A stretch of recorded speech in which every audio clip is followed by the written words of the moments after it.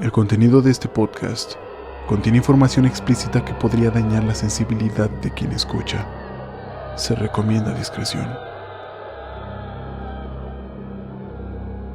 Sean bienvenidos a Rigor Mortis.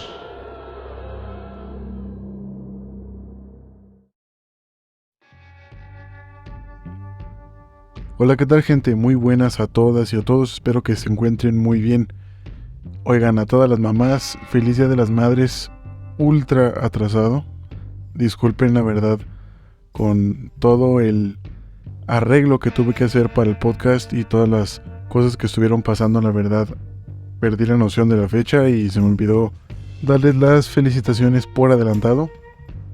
Pero bueno, espero que se hayan pasado muy bien. Espero que sus hijos las hayan sorprendido con algún tipo de detalle, y si no fue así, bueno, pues espero que por lo menos se le hayan pasado lo más tranquilo posible. Gracias, muchas gracias a todas ustedes, mamás, porque sin ustedes nosotros los hijos seríamos un completo desastre. Gracias a todas. Y bueno, vámonos al tema, porque el episodio anterior vino largo y este es más o menos del mismo tamaño. Hoy me acompaña otra vez Andy Robles. Andy, ¿cómo estás? Hola, muy bien, muchas gracias. Gracias por escuchar su podcast favorito, escuchándonos y escuchando a Rigor Mortis. Y también les deseo que hayan pasado un muy bonito Día de las Madres. Y si son hijos, espero que hayan chequeado mucho a sus mamis. Y si no, nunca es tarde. Cualquier día es bueno para festejarlas. Por cierto, feliciten a Andy porque Andy es mamá. Feliz Día de las Madres. Y nada, vámonos al episodio. Este es el episodio número 23 de la cuarta temporada, aquí en Rigor Mortis.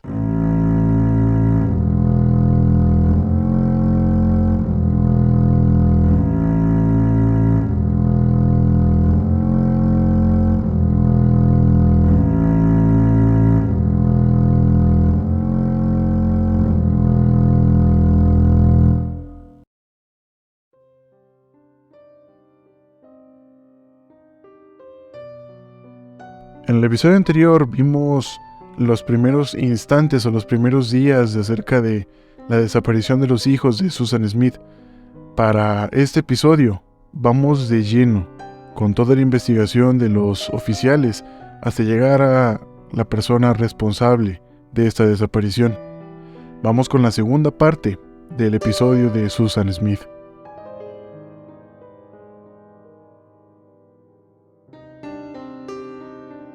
Entonces, después del robo del auto, el jueves 27 de octubre de 1994, tanto David como Susan se sometieron a las pruebas de polígrafo administradas por el FBI. Ambos leyeron y firmaron un formulario en el que les informaban sobre sus derechos, su derecho a permanecer en silencio, su derecho a un abogado y su derecho a dejar de hablar con los investigadores si así lo deseaban. La prueba de David mostró que no sabía nada sobre la desaparición de sus hijos. En cambio, la prueba de Susan no fue concluyente, pues mostró que su mayor nivel de engaño fue cuando le hicieron la pregunta: ¿sabes dónde están tus hijos? Los investigadores no ocultaron los resultados de su prueba a Susan, y ella le dijo a David que pensaba que no le había ido bien en el examen. No estaba segura de haber reprobado la prueba por completo, pero le dijo a David que pensaba que la policía podría comenzar a dudar de su historia. Y estaba en lo cierto, pues esta sería la primera de muchas pruebas de polígrafo que le hicieron a Susan, y en cada vez que Susan fue entrevistada, se le hizo una prueba de polígrafo. En cambio, esa sería la única prueba de polígrafo a la que David fue sometido.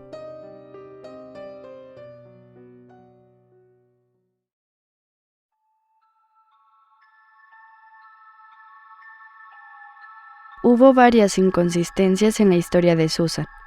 En el transcurso del día, el agente Caldwell entrevistó a Susan en 3 ocasiones distintas en la oficina del alguacil del condado de Union.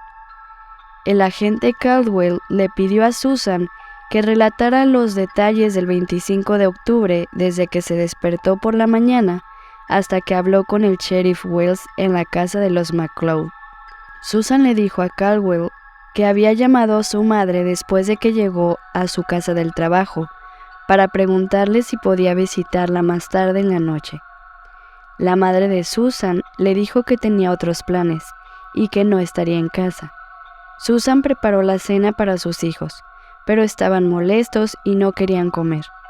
David llamó a Susan mientras ella preparaba la cena, y luego le dijo a la policía que podía escuchar a sus hijos de fondo y que parecían inquietos. Susan le dijo a Caldwell que a las 7:30 p.m. Michael le había dicho que quería ir a Walmart.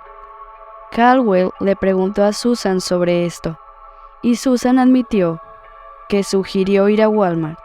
Susan le dijo a Caldwell que condujo hasta Foster Park y se quedó hasta las 8:40 p.m., pero no salió de su automóvil. Susan luego afirmó que regresó al estacionamiento de Walmart para poder buscar la botella que Alex había dejado caer en el piso del automóvil. Le dijo a Caldwell que Michael había sugerido visitar a Mitchell Sinclair, prometido de su mejor amiga Donna Gerner, pero luego modificó su respuesta cuando Caldwell le preguntó más al respecto. Susan le dijo a Caldwell que Mitch vivía 1,5 kilómetros al norte de la intersección de Monarch y que se había detenido en un semáforo rojo de Monarch, pero no vio otros autos en la intersección mientras se detuvo. El agente Caldwell le dijo a Susan que los investigadores habían hablado con Mitchell y que les dijo que no la esperaba y que no estaba en su casa alrededor de las 9 p.m. El agente Caldwell también le dijo que los investigadores que habían visitado el Walmart y habían hablado con mucha gente que estaba trabajando o comprando en la tienda esa noche y que nadie recordaba haberla visto ni a ella ni a sus 2 hijos. Susan se alejó de su historia y dijo que en realidad había estado conduciendo durante horas con sus 2 hijos, atados a sus asientos de seguridad de automóvil.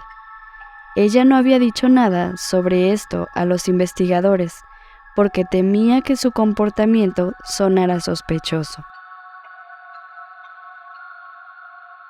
Después de entrevistar a Susan el 26 de octubre, los investigadores comenzaron a sospechar de su historia.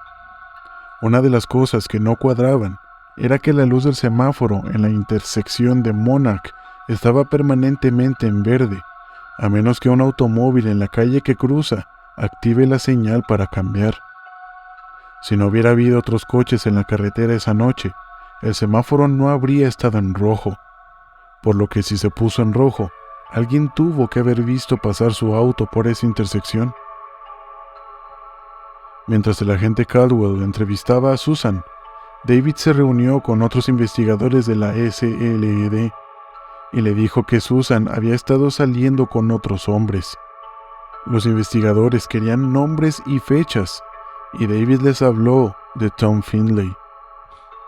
David estaba frustrado, porque los investigadores estaban centrando tanta atención en Susan, en lugar de buscar a sus hijos.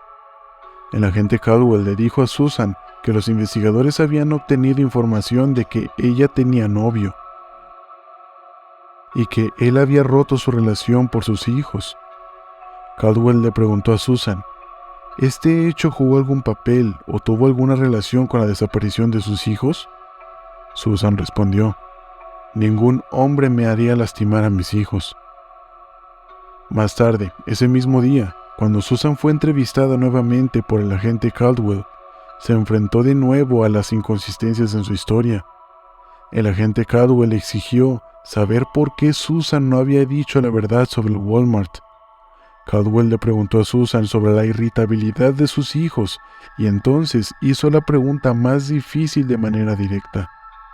¿Es por eso que los mataste?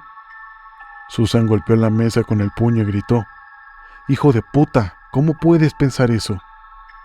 Susan se levantó de su silla y salió de la oficina donde se estaban realizando la entrevista gritando, «No puedo creer que pienses que lo hice». El agente Caldwell notó que de vez en cuando durante su entrevista con Susan, ella sollozaba, pero las lágrimas no siempre acompañaban su llanto. El agente del FBI que le realizó la prueba del polígrafo el 27 de octubre señaló que Susan hizo sonidos falsos de llanto sin lágrimas en los ojos. Otra persona que pensó que Susan estaba mintiendo sobre el robo de su auto fue el artista forense Roy Pascal, quien dibujó el boceto del ladrón de auto a partir de la descripción de Susan.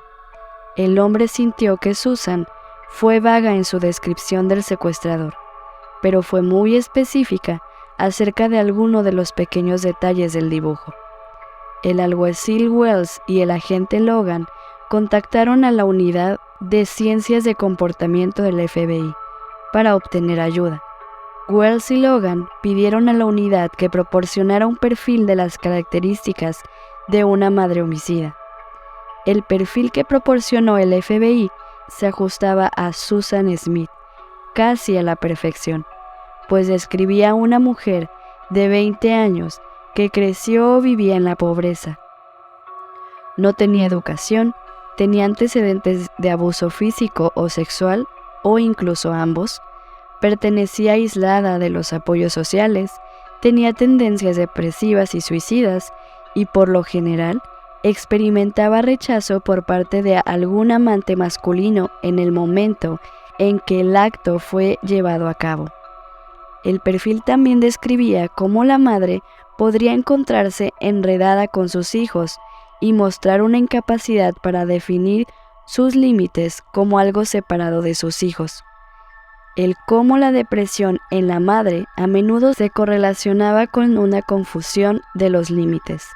Los lazos biológicos de una madre, sus fuertes expectativas de ser madre, sus responsabilidades de cuidado significativamente mayores, su aislamiento en el desempeño de esas responsabilidades y su mayor tendencia a la depresión y a la autodestrucción probablemente resultarían en que ella quedara atrapada en un enredo con sus niños. Durante un acto homicida, una madre puede ver a su hijo como una mera extensión de sí misma y no como un ser separado. La inclinación suicida de una madre a menudo puede transformarse en un homicidio filial. La investigación continuó en su tercer día. El sheriff Wells apareció en el programa Today y en Larry King Live. Le dijo a Larry King que su oficina había recibido más de 1000 llamadas, pero que ninguna se había convertido en una pista sólida a seguir. Los buzos buscaron en el fondo del lago John D. Long, pero no encontraron nada entre el agua turbia. Pero los expertos habían cometido un tremendo error cuando les dijeron a los buzos que asumieran que cualquiera que tratara de ocultar un automóvil lo conduciría al agua a gran velocidad. Ninguno de ellos consideró que un conductor pudiera simplemente dejar que un automóvil rodara desde el borde de las orillas hacia el agua. Es fácil imaginar que un automóvil conducido a una masa de agua a alta velocidad iría más lejos que un automóvil conducido lentamente. Pero en realidad ocurre lo contrario. Cuanto más rápido un automóvil golpea el agua, más olas crea, lo que detiene el impulso hacia adelante del automóvil. Un automóvil conducido a alta velocidad en el que el agua simplemente cae y se hunde en el borde del cuerpo de agua. Y en cambio, si un auto entrara al agua a poca velocidad, se hubiera alejado mucho más del borde del agua.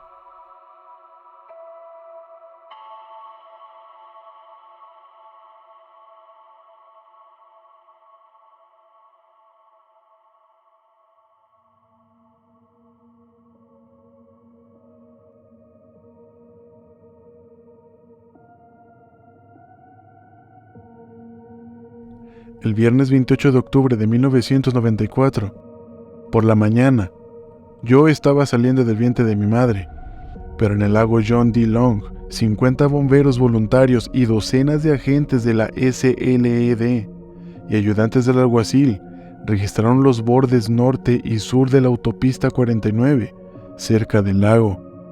pero llegaron con las manos vacías. El sheriff Wells realizó una conferencia de prensa para anunciar que no tenía pistas sólidas sobre el secuestro de Michael y Alex y que no había descartado a ningún sospechoso, incluidos Susan y David Smith. Wells también declaró que los investigadores habían descubierto varias discrepancias en las declaraciones de Susan, pero Wells no dio más detalles sobre información específica. En cambio dijo: "No tenemos auto, no tenemos a los niños, no tenemos al sospechoso". La edición del sábado 29 de octubre del Union Daily Times publicó una historia sobre las discrepancias en la historia de Susan. La historia describía cómo Mitchell Sinclair no esperaba a Susan la noche del robo del auto, que nadie la había visto a ella ni a sus hijos en el Walmart, y que Susan le había dicho a los investigadores que había estado conduciendo sin rumbo en las horas previas al robo del auto. En muchos sentidos, el artículo de primera plana se hizo eco de las dudas que albergaban muchos miembros de la comunidad, pero que no querían expresar. Susan parecía renuente a hablar en público para crear conciencia sobre sus hijos desaparecidos, y esto provocó especulaciones adicionales de que Susan estaba involucrada de alguna manera en la desaparición de sus hijos. Hubo otro problema en torno a la desaparición de Michael y Alex Smith, que provocó una gran cantidad de especulaciones. El hecho de que Susan afirmó que el ladrón de autos era un hombre negro. Muchos en la comunidad afroamericana encontraron que la historia de Susan carecía de credibilidad, y les resultó imposible que un hombre negro pasara desapercibido conduciendo con dos niños blancos, especialmente dada la intensidad que rodeaba la búsqueda de los niños Smith, lo cual desde luego trajo una ola de odio racial. 6 días después de la desaparición de los niños Smith, la oficina del alguacil del condado de Union recibió una llamada de la policía de Seattle sobre un niño blanco de 14 meses. La descripción del niño coincidía con la descripción física de Alex Smith. El niño había sido abandonado por un hombre que conducía un automóvil con placas de Carolina del Sur en un hotel cerca de Seattle. El sheriff Wells llamó a la casa de Russell, habló con Bev y le contó sobre el niño en Seattle. Por un corto periodo de tiempo, parecía que uno de los niños Smith había sido localizado, pero esas buenas noticias se evaporaron pronto, pues a las 10 a.m., una llamada de la policía de Seattle confirmó que el niño no era Alex Smith. El sheriff Wells se reunió con todos los involucrados en su oficina. Wells les contó la decepcionante noticia y después de su reunión con Wells, David y Susan realizaron una breve conferencia de prensa frente a la oficina del alguacil del condado de Union.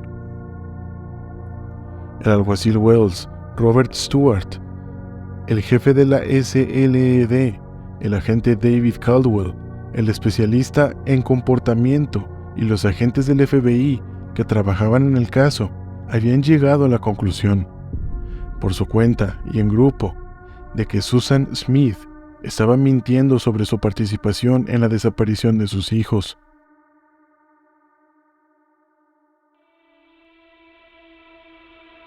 Los investigadores ahora enfrentaban el desafío de probar la participación de Susan en el crimen. Los investigadores continuaron entrevistando a Susan a diario y gradualmente comenzaron a sugerirle que si bien querían creer su historia, no podían hacerlo. El agente Caldwell ya había acusado anteriormente a Susan de asesinar a sus hijos durante una entrevista el 26 de octubre. Pero la reacción de Susan sorprendió a los investigadores. Estaba muy tranquila, pasiva y semi-histérica, pero de repente se enojó y arremetió contra los investigadores. A partir de la respuesta de Susan, ellos supieron que Susan no era solo una madre con el corazón roto, sino una mujer de temperamento fuerte, y que les resultaría difícil lograr que confesara. Pero aún así, no había nada que pudieran probar todavía, excepto todos los detalles de la historia de Susan. El semáforo rojo en la intersección de Monarch Mills, la ausencia de automóviles en la carretera, las historias contradictorias sobre hacia dónde se dirigía Susan la noche del 25 de octubre, y el hecho de que el automóvil de Susan había desaparecido, hicieron que los investigadores dudaran de ella. Pero sin duda, el problema que más molestó a los investigadores fue el auto de Susan. Muy temprano en la investigación, los investigadores sintieron que Susan era culpable del crimen y que había actuado sola, pero el auto curiosamente no aparecía, por lo que los investigadores consideraron que el automóvil y los niños estaban a poca distancia del lago. Así que regresaron una vez más para buscar el auto en el área de poco más de 3 kilómetros que rodeaba la casa de los McLeod.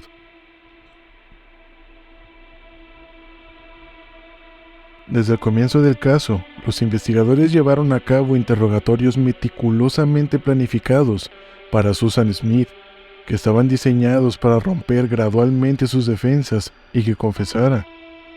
Además que, según algunas fuentes, el comportamiento y los movimientos de los investigadores fueron cuidadosamente escritos y coreografiados. No hubo preguntas improvisadas o casuales para Susan. El sheriff Wells y el agente Pete Logan actuaron como los buenos policías. Logan tenía 35 años de experiencia en el cumplimiento de la ley y 27 de esos años los pasó en el FBI. Logan le habló suavemente a Susan y la manipuló para que confiara en él. Los investigadores creían que si podían ganarse la confianza de la mujer, podrían convencerla para que confesara. Todos los investigadores esperaban que los niños Smith fueran encontrados vivos e ilesos, pero sabían que, a medida de que pasaban los días, era cada vez menos probable de que ese deseo se hiciera realidad. El arma más fuerte que los investigadores pudieron usar contra la inquebrantable afirmación de Susan de que había sido víctima de un robo de auto fue la psicología. Se reunieron varias veces al día durante los 9 días que los niños Smith estuvieron desaparecidos para trazar una estrategia y considerar su próximo paso para interrogar a Susan.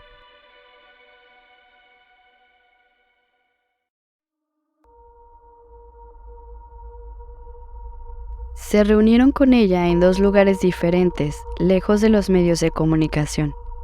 El agente Pete Logan se reunía diariamente con Susan, y después de cada conversación, Logan conectaba a Susan a la máquina del polígrafo y la examinaba.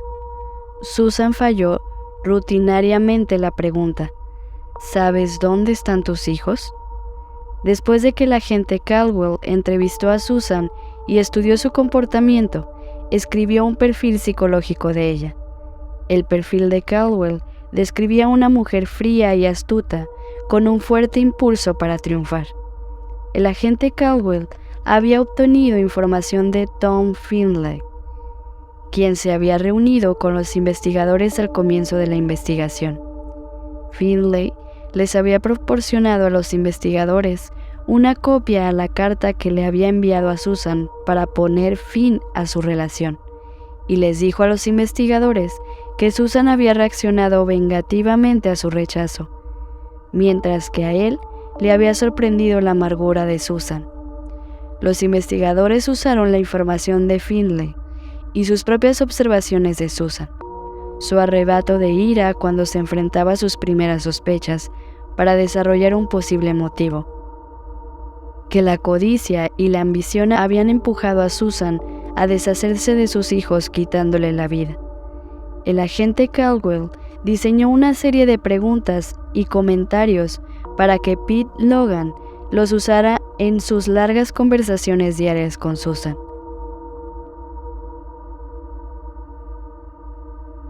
El jueves 3 de noviembre de 1995, al 9º día desde el robo del auto y la desaparición de Michael y Alex Smith, sus padres se levantaron temprano para prepararse para las entrevistas en los programas matutinos de algunas cadenas de televisión.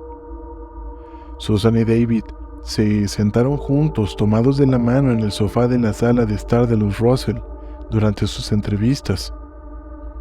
En CBS This Morning se le preguntó a Susan si estaba involucrada en la desaparición de su hijo.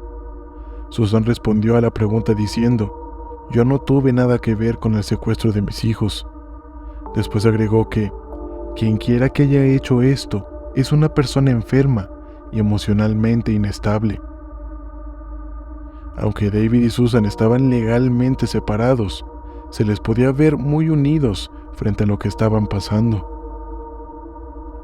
Después de las entrevistas, se había programado que ambos padres se sentaran para una entrevista con el Union Daily Times, pero Margaret Gregory llamó y canceló la entrevista explicando que la pareja estaba exhausta y tenía suficiente atención de los medios por un día. A las 12:30, Susan le dijo a su madre que ella y David iban a hacer algunos deberes fuera, y evitó decirle a su madre que el sheriff Wells la había enviado a buscar, por lo que fue llevada a otra casa para otro interrogatorio. Susan vestía jeans y una sudadera con capucha, y llevó a su último interrogatorio una declaración recién revisada que decía lo mismo que su declaración anterior. El agente Logan le preguntó a Susan si tenía algo más que agregar a su declaración, y ella dijo que no. En ese momento, llamó el sheriff Wells para hablar con Susan. La mujer ya estaba agotada por los intensos y prolongados interrogatorios, además de que había enfrentado a reporteros de noticias cada vez más escépticos, que habían comenzado a presionar para obtener una explicación de la declaración del sheriff Wells con respecto a las inconsistencias no especificadas en su historia. A la 1:40 p.m. del mismo 3 de noviembre, el alguacil Wells y Susan se reunieron en un pequeño salón en el centro familiar de la primera iglesia bautista, ubicado en la misma calle que el Palacio de Justicia del Condado de Union. El sheriff Wells y Susan se sentaron en sillas plegables, rodilla con rodilla, uno frente al otro, y hablaron.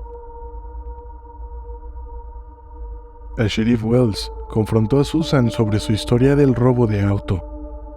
Wells le dijo que sabía que su historia sobre el ladrón de autos negro era una mentira.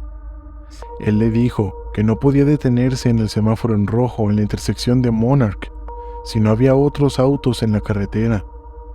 Mencionó que había revisado su declaración debido a esa inconsistencia y que incluso su historia de respaldo era una mentira. Agregó que tenía oficiales encubiertos en la intersección de Carlisle trabajando en una investigación de drogas y que no vieron al presunto ladrón de autos. Le mencionó que tendría que decirle a los medios de comunicación que su historia sobre el presunto ladrón de autos negro no era cierta, porque la acusación había causado tensión en la comunidad negra de Union. Después de que Wells le dijo esto a Susan, ella le pidió que orara con ella. Al final de las oraciones, Wells dijo: «Señor, sabemos que todas las cosas se nos revelarán a su debido tiempo». Wells luego miró a Susan y dijo: «Susan, es hora».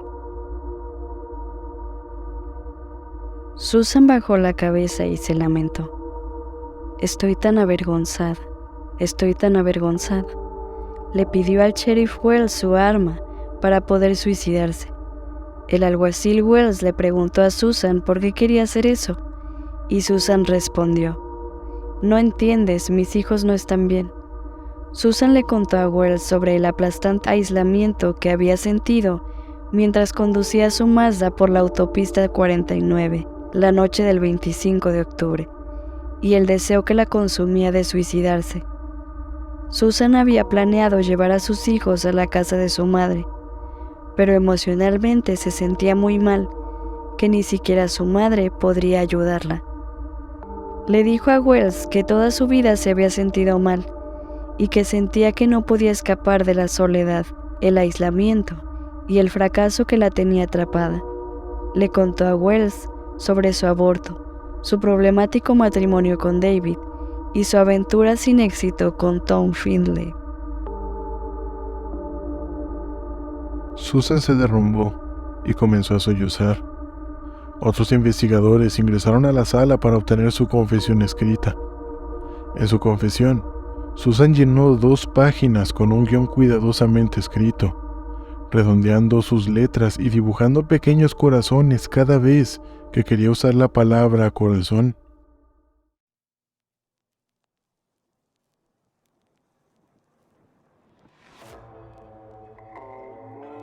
Susan escribió que se había salido de la autopista 49 y se había metido en la carretera que conduce al lago John T. Long, porque pretendía suicidarse. Creía que sus hijos estarían mejor con ella y con Dios, que si se quedaran sin su madre y solos, por lo que su plan incluía a sus hijos. Los 3 iban a morir esa noche. Les dijo a los investigadores que habría tratado de acabar con sus vidas poniendo el auto en neutral y dejándolo rodar por la rampa para botes, pero tiró del freno de mano y detuvo el auto. Hizo esto 3 veces antes de salir del automóvil y, abrumada por la pena, la soledad y el dolor, metió la mano dentro y soltó el freno, lo que envió el automóvil al lago, dejando que se hundiera lentamente, con sus hijos amarrados a sus sillas de seguridad. Imaginen esa escena. Imagina que eres Susan y ves a tus hijos golpeando los vidrios del auto.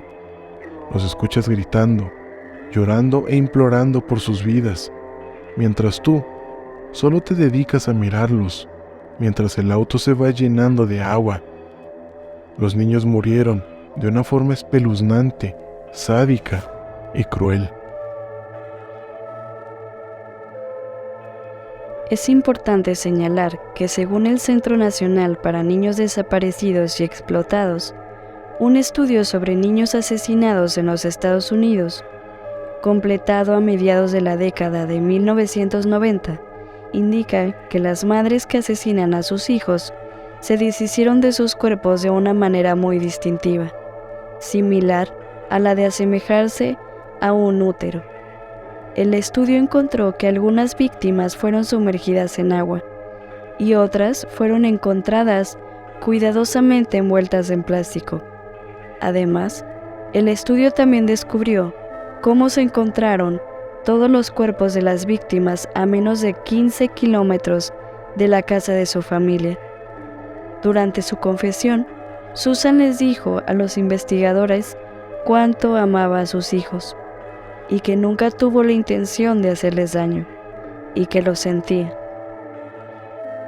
Una declaración bastante dudosa, pues después de que el auto rodó hacia el lago, Susan quiso deshacer lo que había hecho, pero no pudo, así que mientras corría hacia la casa de los McCloud, Susan planeó su coartada, lo cual refleja una conducta de un psicópata, que planeaba un crimen y no el de una madre arrepentida o culpable por haberle hecho daño a sus hijos.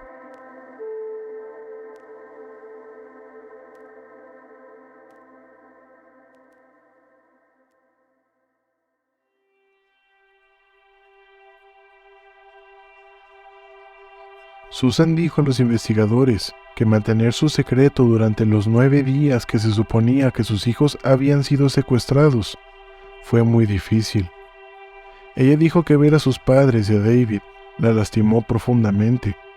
Mencionó que estaba asustada, pero admitió que pensó que la descubrirían y que su historia no resistiría el escrutinio público.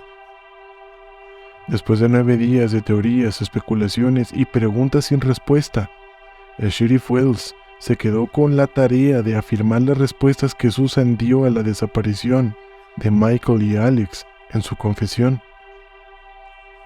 El sheriff Wells quería confirmar el contenido de la confesión de Susan antes de darle la noticia a David, a la familia Smith y a la familia de Susan. El alguacil Wells envió un equipo de buzos del Departamento de Recursos Naturales de Carolina del Sur y agentes de la SLED para asegurar y buscar el auto de Susan en el lago John D. Long. El alguacil Wells quería contarles a las familias sobre la confesión de Susan en persona, tan pronto como se obtuviera la confirmación de que el Mazda, Michael y Alex estaban en el fondo del lago. Los primeros buzos en llegar al lago fueron Curtis Jackson y Mike Gould. Remaron en un pequeño bote hacia adentro del lago, y Jackson se zambulló en el agua. Su primera inmersión no arrojó resultados. Gould le contó a Jackson algunos de los detalles que Susan había revelado durante su interrogatorio, mismos que Gould había aprendido del sheriff Wells. 6 minutos después de su segunda inmersión, Jackson localizó la parte inferior del Mazda boca abajo. Sin embargo, la luz de su traje falló y no pudo ver dentro del automóvil. Los siguientes buzos en llegar, Steve Morrow y Francis Mitchum, estaban equipados con luces de buceo más sofisticadas. Morrow y Mitchum ubicaron el Mazda aproximadamente 5 metros de profundidad. Hicieron una búsqueda lenta alrededor del Mazda de Susan y observaron que todas las ventanas estaban subidas y que las 4 puertas estaban cerradas con seguro. Monroe testificaría más tarde lo siguiente: pude ver una pequeña mano contra el vidrio de la ventana. Teníamos que estar en el fondo del lago para ver el interior del automóvil. Estaban en los asientos de seguridad, colgando boca abajo. Pude determinar un ocupante a cada lado del vehículo.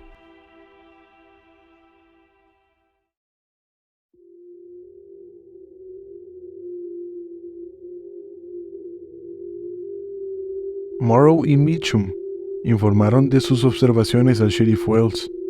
A su vez, el sheriff voló desde el lago en un helicóptero de la SLED hacia la casa de los Russell para informar a David y a Susan.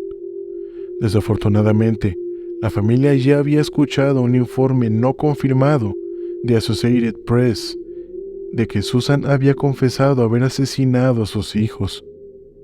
El sheriff se quedó en la casa de los Russell durante unos 20 minutos.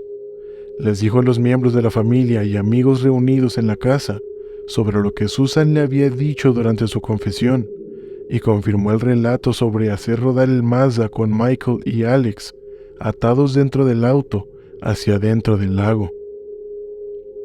Wells también les dijo que Susan había sido arrestada y acusada de 2 cargos de asesinato y que se organizaría una audiencia de fianza al día siguiente en el juzgado del condado de Union. Inmediatamente después de su arresto, se dirigió con un fuerte odio a Susan. Gritos de «asesina de bebés» saludaron a Susan mientras la conducían de la oficina del alguacil a un automóvil que la esperaba para ser conducida a la cárcel del condado de York. Wells realizó una conferencia de prensa a las 5 p.m. para anunciar que Susan había confesado y había sido arrestada y acusada de 2 cargos de asesinato en relación con la muerte de sus hijos Michael y Alex, y que los buzos habían localizado su automóvil con 2 cuerpos dentro. No respondió preguntas sobre el motivo, pero los medios de comunicación especularon sobre la carta que Tom Findlay le escribió a Susan en la que decía que no quería tener hijos. La conferencia de prensa atrajo a muchos residentes de Union. Algunos en la multitud estaban enojados, porque hasta que se confirmó la historia de Susan Smith, se creía en la historia inventada de un ladrón de autos afroamericano. Después de su conferencia de prensa, el alguacil Wells regresó al lago John D. Long para estar en la escena cuando el Mazda fuera sacado del agua. Les tomó alrededor de 45 minutos sacar el automóvil a través del lodo a lo largo del fondo del lago y hacia aguas poco profundas. Una vez que el automóvil estuvo en aguas poco profundas, se pudo voltear hacia arriba. El parabrisas del auto se había resquebrajado por los cambios de temperatura y la presión del agua en el fondo del lago. Los cuerpos de Michael y Alex fueron colocados en una ambulancia que luego fue conducida al Centro Médico de la Universidad de Carolina del Sur, en Charleston. Las autopsias se realizaron el viernes 4 de noviembre y confirmaron que los niños estaban vivos cuando su madre los envió en su automóvil al lago y se habían ahogado cuando el automóvil se sumergió.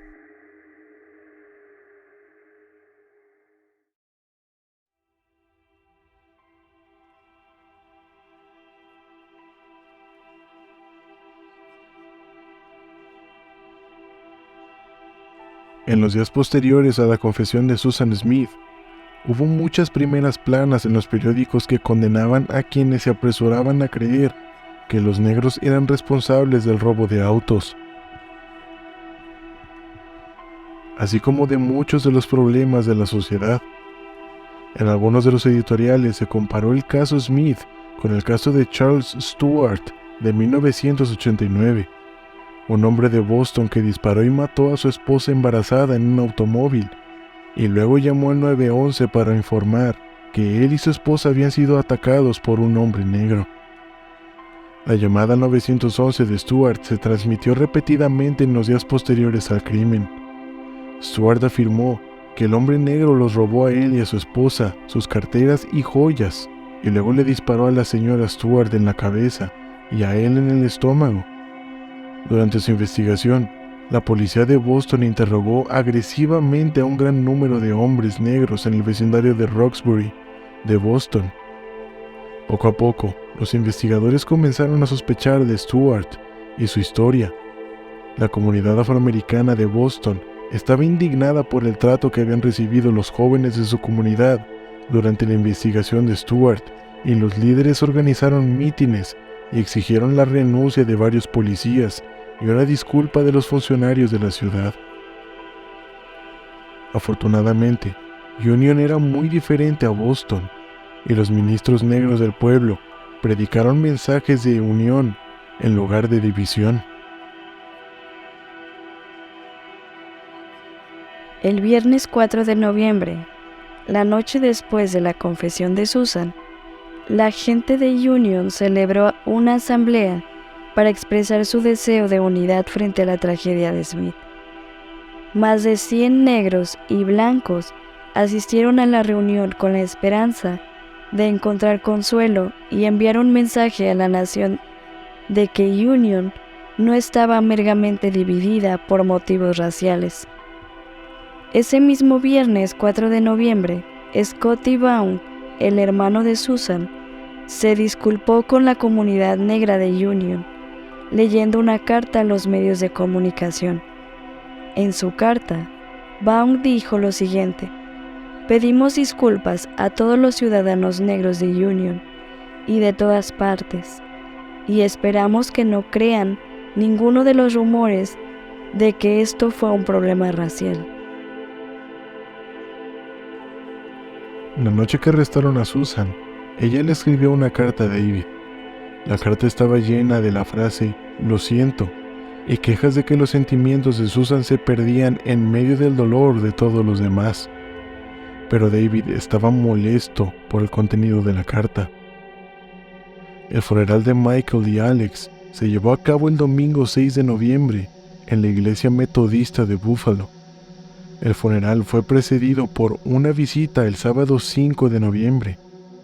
El ataúd permaneció cerrado durante el velorio y el funeral debido a los daños causados por el agua en los cuerpos. Michael y Alex fueron enterrados juntos en un ataúd blanco. Durante la ceremonia privada en el cementerio detrás de la Iglesia Metodista Unida de Vogelsville, junto a la tumba de Danny Smith, el hermano mayor de David y el tío de los niños. Después de que Susan fuera arrestada por los asesinatos de Michael y Alex, fue detenida sin derecho a fianza en la cárcel del condado de York. La noche en que arrestaron a Susan, Beth y Linda Russell contrataron a David Brooke, un abogado de Columbia, Carolina del Sur, para representar a Susan. Él estaba especializado en casos de pena de muerte, pero los honorarios del abogado no eran nada baratos, y los Russell se veían obligados a hipotecar su casa para pagar los servicios de Brooke. El fiscal del juicio de Susan Smith fue el abogado del condado de Union, Thomas Pope, de 32 años, quien en el momento del juicio de Smith era el fiscal más joven del estado de Carolina del Sur. El viernes 5 de noviembre se llevó a cabo una audiencia de 3 minutos ante el juez Larry Patterson. Susan no estuvo presente, porque había renunciado a su derecho a estar presente en la audiencia y a su derecho a la libertad bajo fianza. David Brooke estuvo presente en la audiencia, luego de haberse reunido con Susan por primera vez en la cárcel del condado de York. El 18 de noviembre de 1994 se llevó a cabo una audiencia ante el juez de circuito John Hayes, a pedido del abogado Thomas Pope. Pope solicitó que Susan se sometiera a un examen psicológico por parte de un médico imparcial para determinar si era penalmente responsable del delito que había confesado y si era competente para ser juzgada. David Brooke se opuso a la evaluación afirmando que la información contenida en ella podría usarse más tarde contra Susan, si Pope optaba por buscar la pena de muerte. El juez Hayes aplazó el fallo sobre la solicitud y le pidió a Pope que presentara para su revisión una lista de casos en los que los jueces ordenaron evaluaciones psiquiátricas de los acusados. Una semana después, Pope presentó un escrito de 58 páginas. Desde el momento posterior a la audiencia de fianza hasta el juicio, Susan estuvo encarcelada en el Centro Correccional de Mujeres en Columbia, a más de 100 kilómetros de Union. El personal penitenciario la evaluó tanto física como psicológicamente y la colocó bajo vigilancia de suicidio las 24 horas del día. Susan era revisada cada 15 minutos por un guardia de la prisión. Esta vigilancia suicida continuó durante 8 meses hasta que comenzó su juicio. Susan estaba alojada en una celda de 2 por 4 metros, donde una luz estaba encendida día y noche para que una cámara de televisión de circuito cerrado pudiera monitorearla. A Susan se le permitió tener una Biblia, una manta y sus anteojos en su celda. También se le permitió varias visitas breves de su familia.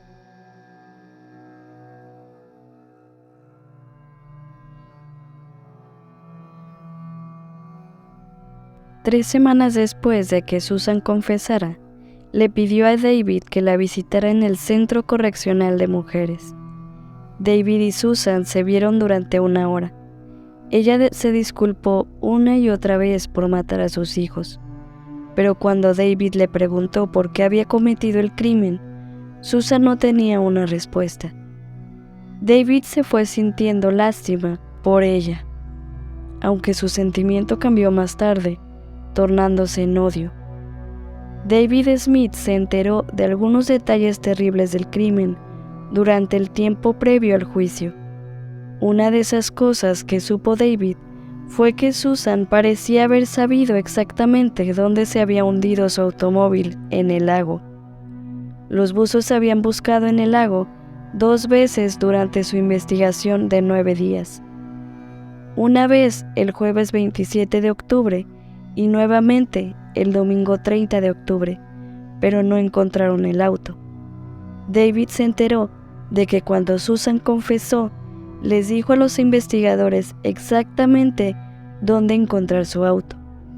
A David le quedó una conclusión, que Susan esperó a ver morir a sus hijos. También se enteró que cuando el automóvil fue arrastrado fuera del lago y se volcó, las luces se encendieron. David creería que Susan había dejado las luces encendidas intencionalmente para poder ver cómo el auto se hundía y se perdía de vista. Incluso llegó a creer que Susan estaba desesperada por recuperar a Tom Findlay y aterrorizada de que se revelara su aventura con ese hombre. David creía que Susan haría cualquier cosa y creía que los asesinatos eran completamente premeditados. El 16 de enero de 1995, el abogado Thomas Pope presentó una notificación de intención de solicitar la pena de muerte contra Susan Smith. El aviso decía que el estado de Carolina del Sur ofrecería pruebas en el juicio de Susan de que existían 2 circunstancias agravantes en los asesinatos de Michael y Alex Smith. Las 2 circunstancias que hicieron a Susan Smith elegible para la pena de muerte fueron el hecho de que asesinó a 2 personas durante un mismo acto, y que los asesinatos fueron cometidos contra niños menores de 11 años.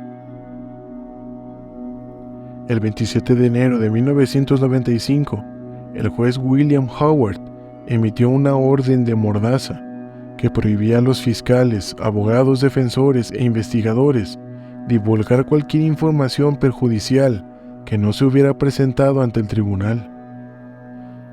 Antes del comienzo del juicio, el juez Howard fallaría a favor de una moción de la defensa para prohibir las cámaras de televisión en la sala del tribunal durante el juicio.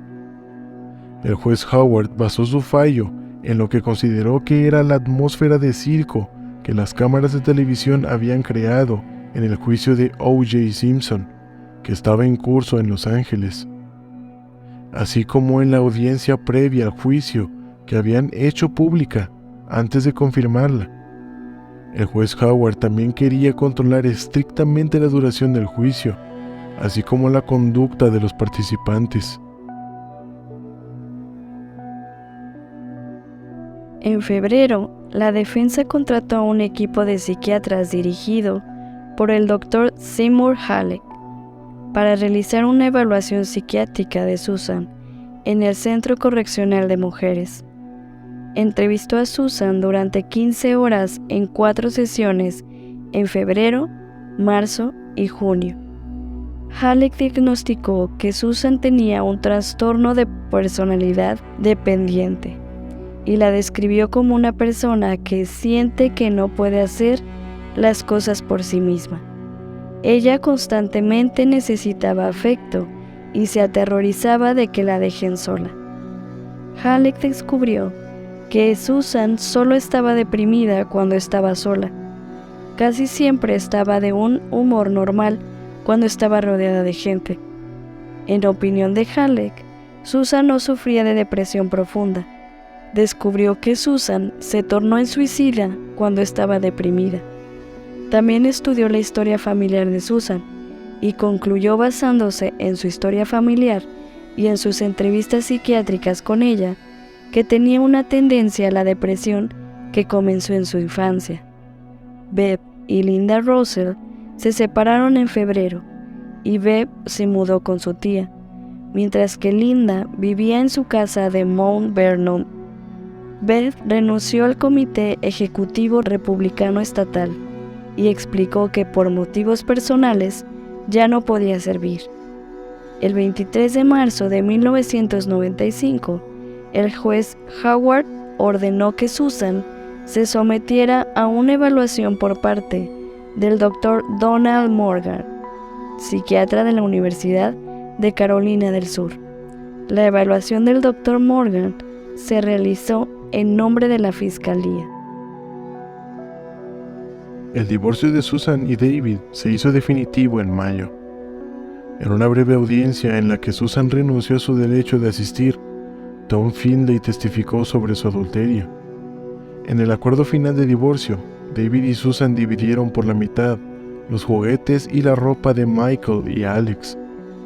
David recibió el Mazda que luego destruyó después de que se completó el juicio de Susan. En junio, Susan recibió una carta de Bev Russell. Russell escribió: "Mi corazón se rompe por lo que te he hecho". También escribió: "Quiero que sepas que no tienes toda la culpa por esta tragedia". La carta estaba fechada el 18 de junio de 1995, el Día del Padre de ese año. Antes de que comenzara el juicio de Susan, el 10 de julio de 1995, se especuló acerca de los argumentos que usarían sus abogados en su defensa durante el juicio. Muchos esperaban que los abogados de Susan argumentaran que ella fue víctima de relaciones e influencias destructivas desde su nacimiento.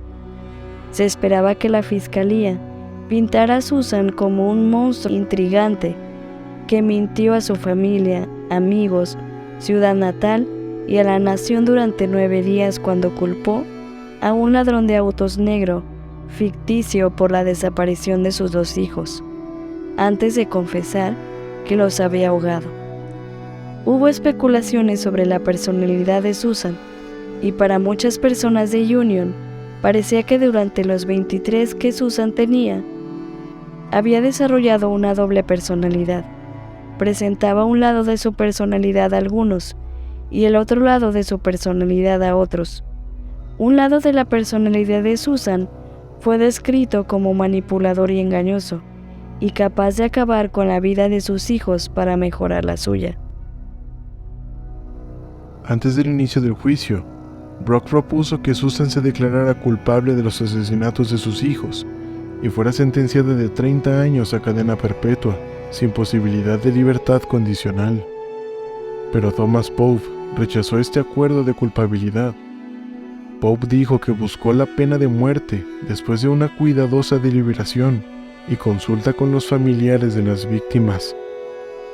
Pope también dijo que buscó la pena de muerte basándose en los hechos del caso. El 11 de julio de 1995, después de una audiencia de 2 días, el juez Howard dictaminó que Susan era mentalmente competente para ser juzgada. Esta decisión se tomó a pesar de que el psiquiatra del estado, el Dr. Donald Morgan, declaró que creía que Susan podría intentar sabotear su propia defensa si tomaba el banquillo de los testigos, porque quería morir. Diagnosticó que Susan manifestaba un trastorno de adaptación con características emocionales mixtas, incluida algo de depresión. Aunque Susan parecía apática durante la sesión del tribunal y dependía del Prozac, un fármaco antidepresivo que le ayudaba a comprender y seguir el procedimiento. El juicio se llevó a cabo en el Palacio de Justicia del Condado de Union. Durante todo el juicio, Susan se sentó en la mesa de la defensa leyendo tranquilamente el correo o jugando con sus pequeños objetos que tenía en sus manos. Susan había estado encarcelada 8 meses y su inactividad durante esos meses se manifestó en un aumento de peso. En lugar de parecer una niña, como intentaron sugerir sus abogados defensores del juicio, Susan parecía mucho mayor de sus 23 años. Su apariencia era desaliñada. Susan vestía trajes sencillos y conservadores que la hacían parecer más vieja. Usaba anteojos y su rostro generalmente tenía una expresión serena, excepto cuando se hablaba de sus hijos. Entonces lloraba brevemente y discreta.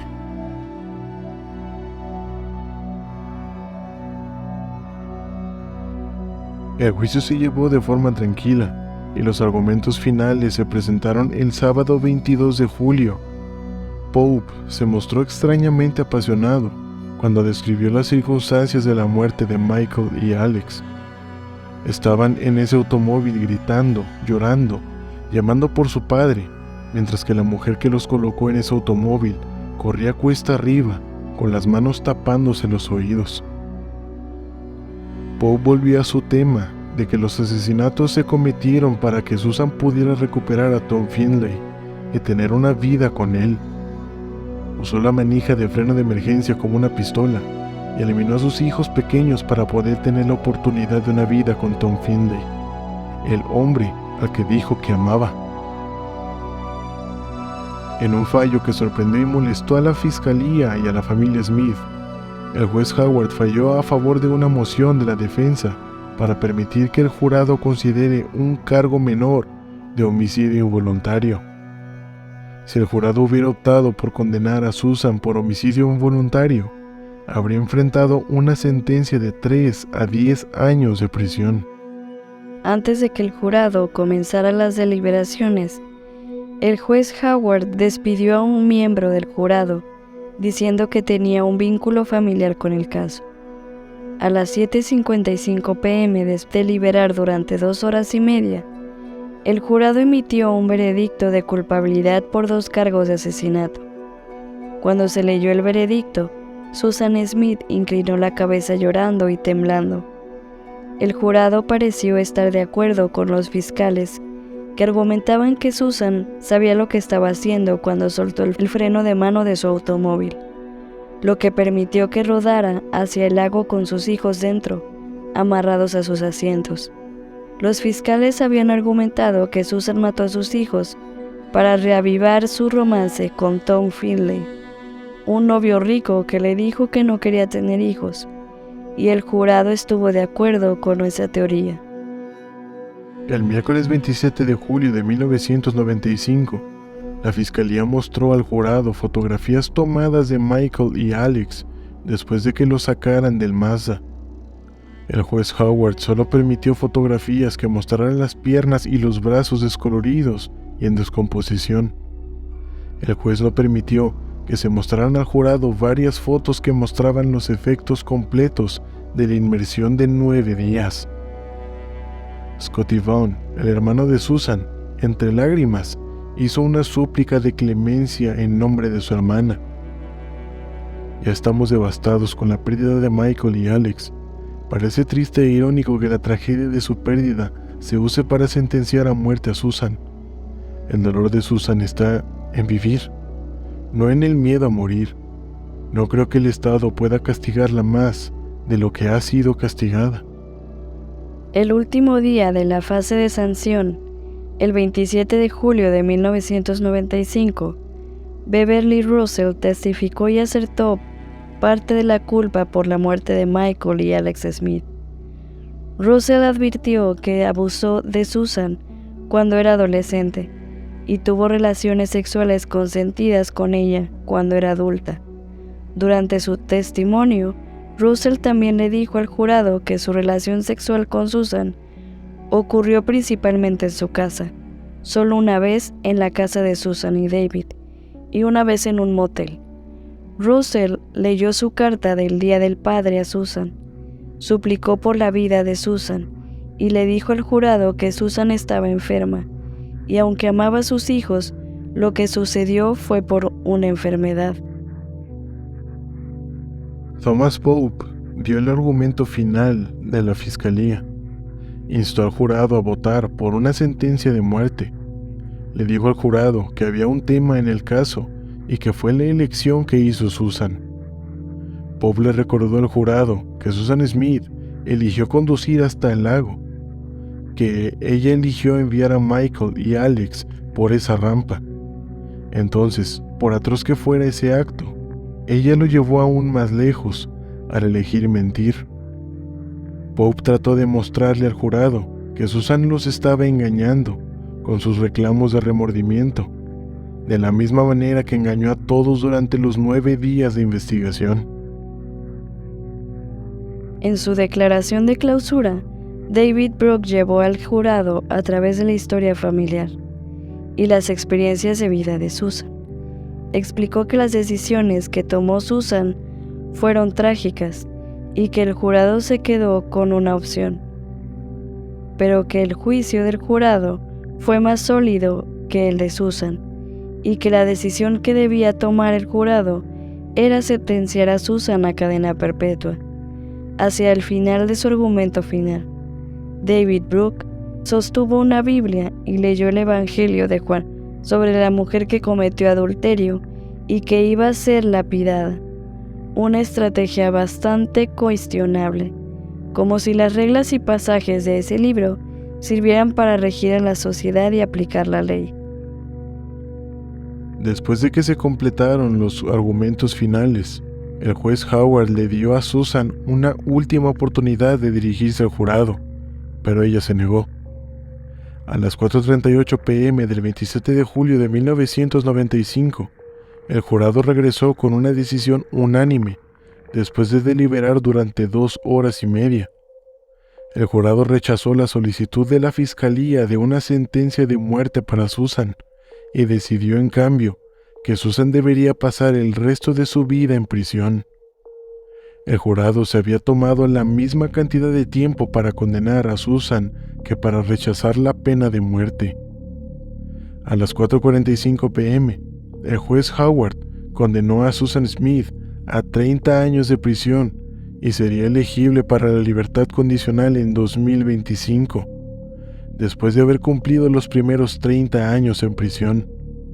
Para entonces, Susan tendrá 53 años. Más tarde, cuando se les preguntó a los miembros del jurado sobre su decisión, reconocieron que conocían los comentarios del sheriff Wells después del arresto de Susan. Wells había dicho que si Susan Smith no hubiera confesado, los investigadores probablemente no habrían podido reunir pruebas suficientes para acusarla de los delitos que cometió. Los miembros del jurado vieron que Susan tenía la oportunidad de escapar del castigo, pero decidió no hacerlo. El jurado reconoció este hecho y lo consideró un motivo para perdonarle la vida. Los miembros del jurado también dijeron que sentían que Susan necesitaba ayuda y que no merecía ser sentenciada a muerte. Los miembros del jurado creyeron en las afirmaciones de los abogados de Susan de que asesinó a sus hijos mientras intentaba quitarse la vida. También sintieron lástima por ella, debido a su estado mental mientras cometía los crímenes. Los miembros del jurado admitieron que la cercanía de la comunidad de Union influyó en su decisión de salvar la vida de Susan. David Smith sintió que no se hizo justicia, porque Susan no fue sentenciada a muerte. Dijo que respetaba la decisión del jurado y el veredicto, pero no estaba de acuerdo con él. También dijo que comparecerá en las audiencias de libertad condicional de Susan, cada vez que se considerara su libertad para asegurarse de que su cadena perpetua signifique eso, cadena perpetua. Susan fue encarcelada en la correccional Camille Griffin Graham, en Columbia, pero sus conductas enfermas continuaron, y aún en prisión quiso conseguir compañía masculina, consiguiéndolo, y después de un par de escándalos que involucraron relaciones sexuales con 2 agentes penitenciarios, la enviaron a la correccional de Lead, en Greenwood, Carolina del Sur, donde vive hasta el día de hoy, esperando en el 2025 para su audiencia de libertad condicional. En tanto David, él volvió a formar una pareja, y llegaron 2 hijos más a su vida, Savannah, que ya tiene 22 años, y Nicholas, que tiene ya 20. Para estos días, sus hijos mayores, Michael y Alex, de no haber sido asesinados por su madre, ya hubieran cumplido 32 y 30 años. Todos hemos estado en ese lugar, en el que se tienen varios vacíos que se pretende llenarlos con alguna persona. Tener vacíos emocionales es algo casi imposible de evitar, pues depende mucho de sucesos en la vida, en los que podrían ser responsables la crianza de los padres, el entorno en el cual crecemos, la sociedad en la cual nos crían, las creencias que nos son impuestas, etc. Si sabes que tienes vacíos, ve a atenderlos. La depresión, la ansiedad, los trastornos mentales son reales. Existen y no se quitan echándole ganas, distrayendo la mente o dejando de ser dramáticos. Se tienen que trabajar, pues de lo contrario, esos vacíos se transferirán a los hijos, o en casos extremos, podrían terminar con sus vidas, con el anhelo de terminar con el sufrimiento asesinando a sus hijos. Seres inocentes que no tienen la culpa de las cosas que nos aquejan. Como siempre, la mente es lo más importante, y si no se le da una atención necesaria, nos pueden hundir muy profundo en el abismo, sin poder hacer nada al respecto.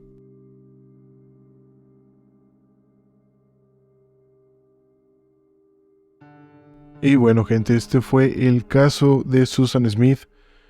Fue un caso que tiene mucha información, está muy bien documentado, y aún así, a pesar de toda la información que queda en el episodio, dejé mucha fuera, que la verdad era mucha paja.